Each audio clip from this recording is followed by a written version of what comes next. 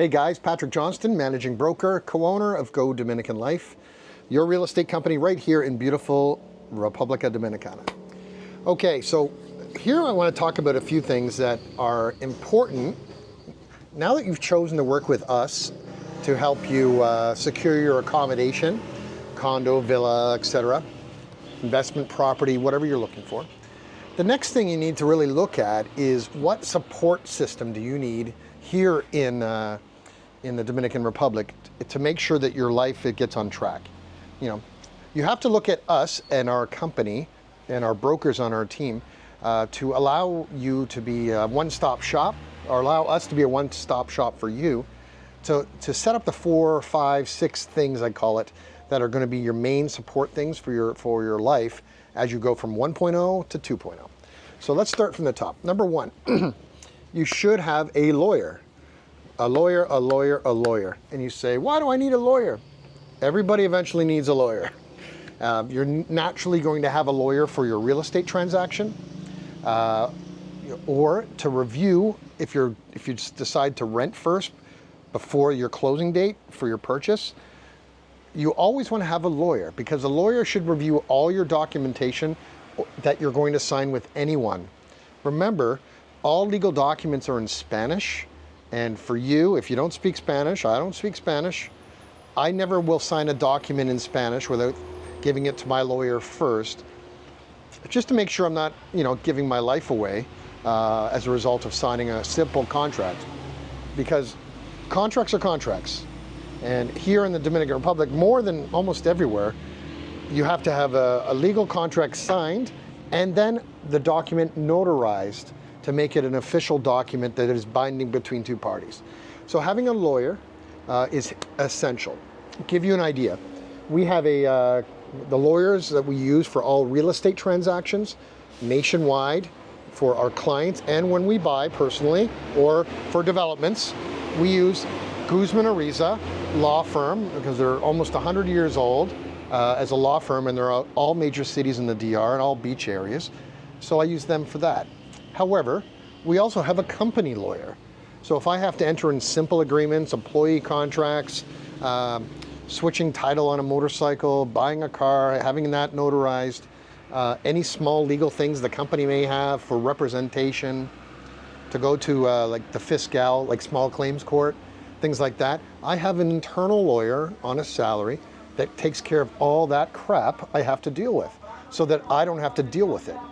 So a lawyer is a very, very major part of a contact list you want to maintain, so that they're there to answer questions, and that's very key. Number two, the other thing is all about healthcare. So you want to have your doctor, your dentist. Those are the two major ones. Familiarize yourself also with the emergency hospital that you would have to use or prefer to use before you need to use them. So those three things: regular doctor for your flu, emergency room, and your dentist. Go visit them. Make an appointment. Register yourself with them so that as you need their services, hopefully never, but if you need their services, you're already on file. You're all set up and you're organized. There's the one in town here called United Doctors. They're 2 doctor guys. They're in the Paseo Mall. They're excellent. And you bring your passport, give them your insurance card for wherever you're from, or your Dominican insurance, in advance, prior to setup. Then you have an account, you have a file. It's important. It's like having a membership for something. You know what I mean? So when you have to show up, or your wife or your spouse or whoever you're with, and you're so under the weather you don't want to deal with it, it's already dealt with. The registration process, please fill in all the forms, all this crap you have to do, is done in advance. Totally worthwhile doing, highly suggested. There's a dentist in town called it's an orthodontist dentistry at the top of town, using Las Terrenas as an example. Very professional, very inexpensive compared to North America.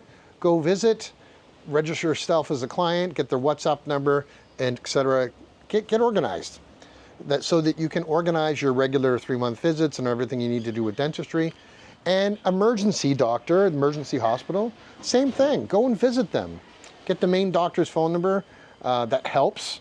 I've had to go in, as I think I've reported before, I had dengue not too many months ago, and I was in the hospital for 5 or 8 days. I can't remember how long.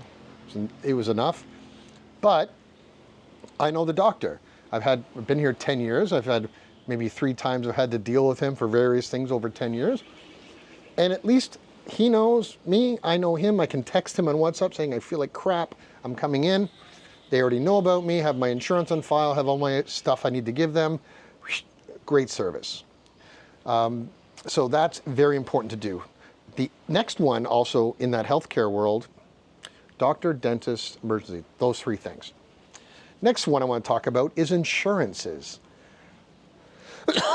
Because everybody needs to have some kind of insurance. For me personally, I choose one person that does all of my insurances because I find that more convenient and more organized. Do I pay a premium maybe? Yeah, I bet I do. Because I just know I do. But for me, my business liability insurance, you fall on the doorstep of my hotel, or you slip and fall in my offices, I got coverage for that. Number 2, my car, my van, my Jeep, my quad, my motorcycle, vehicle kind of things, they're all under that same person. The hotel general insurance, fire, flood, blood, all the other stuff, all the perils, earthquake, all that stuff is one person. I choose it that way because I like it. I know all my policies renew in the same time. My life is organized and I use it that way. That's what I would suggest you do. You have a bit more power with someone if they have all your stuff, and it's about efficiency and organization. Next thing is all your transportation. Get that organized. Before you move here, you really should think about what you need, what you think you need, and what you actually need. I'll use this town, Las Terrenas, as an example. Everybody comes and says, well, I maybe have to buy a car, I maybe have to do this, maybe have to do that. My suggestion is get here, find your accommodation first, whether you're going to rent first or buy first, and understand what you really need on a daily basis and what you need occasionally. Because if you don't need to, the most inconvenient thing in Las Terrenas is to drive a vehicle. A car, a truck, a van, whatever that is. Why? You have parking issues, you have gas consumption issues, and then you have, space issues. Where you're going to park it. And that becomes a potential issue. For, I would say, the better part of 6 out of the 10 years that I've been here, I have ridden purely a motorcycle as my full-time transportation, and that's it. When I started back into the business world 4 years ago here, I continued to ride the motorcycle to Puerto Plata, Sosua, Cabarete, but then you realize that you start carrying all your crap with you. And then I just started to rent a car for 1 or 2 days a week because at $30 to $50 a time, once or twice a week, it was cheaper than owning a car by way of capital, and I didn't have to pay the maintenance and repair and all this other crap. But as you progress through your life here, you'll choose what's best for you. Some people start with a scooter or a motorcycle, and then they'll go to a quad or a 4-wheel or a golf cart for their daily transport in the town, and then simply do what I do, rent a car. But never underestimate the power of also just taking the bus. Believe me, the bus to Santo Domingo, for example, it's air conditioned, it has Wi-Fi, it's a nice and easy 400 or 500 pesos one way, and then Uber in Santo Domingo, because parking and driving in Santo Domingo is a little crazy. So think about what you want versus what you need for transportation. The less is better in my world, but my daily transport now in Las Terrenas on a daily basis is still my $300 motorcycle. I love it. In fact, we drove here on that motorcycle for these videos. I leave my Jeep and all the bigger transportation things for when I go intercity for work, or if I want to go on a Sunday fun day out to the beach, I'll take the Jeep because, why not? It's fun. Okay, next thing on the list, 1, 2, 3, 4, 5. The 5th thing is about banking.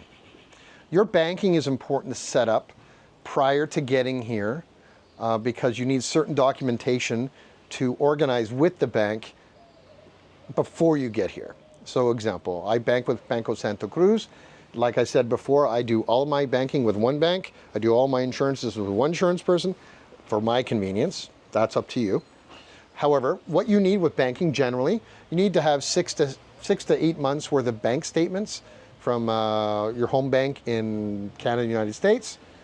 That's required. Every single page of that bank statement, every single page has to have the time date stamp from the branch. Believe me, the Dominican government, Dominican business functions love stamps, so be prepared for that. With that, you will also need a letter of good standing or letter of reference from your bank that your account is in good standing. It's a form document. All branches know. You just say, I need this. They'll boop, and they print it. They have to stamp it again, and you have to have that. And of course, copies of passports. That's it. Just to open a bank account. All right. To open a bank account takes about, first interview followed by probably 3 or 4 days later to open your accounts. If you have a peso or a dollar account, you have a bit of a minimum balance. I think the personal is like 5,000 pesos, about $100. And in US dollars, you have to have a minimum of $500 in that bank account at all times. And that's it. You start your bank account and you're good. But the next thing you really want to do is, for me personally, I leave a good chunk of my money in Canada, because that's where I'm from, because it's just the way I do it. And then I have bank accounts here. But I use my Canadian banking system and connected it with my Dominican banking system, so I can do it either on my phone or on laptop between Canada and the DR, back and forth on a laptop or a phone to move my money to and from each country. Give you an example. I use TD Bank in Canada, and the transfers are one transfer for sort of any quantity. It's about $12 or $15 Canadian. It's not a wire transfer. It's a TD Global transfer, and so it's cheaper. Wire transfers are $50 to $60 per transfer, but this money transfer between one bank and here is $15 or $12 to $15. So well worth setting up. So you have your Canadian or American banking system connected to your Dominican banking system to move your stuff around. Now, naturally, within banking here in the DR, you'll set up all the people that you have to pay, your rent, your utilities, your internet, your healthcare, your insurances, all those people, you set them up in your banking system called beneficiaries, and then you just move your money around just like you would do if you're paying online bills in Canada or the United States. Get yourself organized on those things. Legal, health, insurances, transportation, and banking.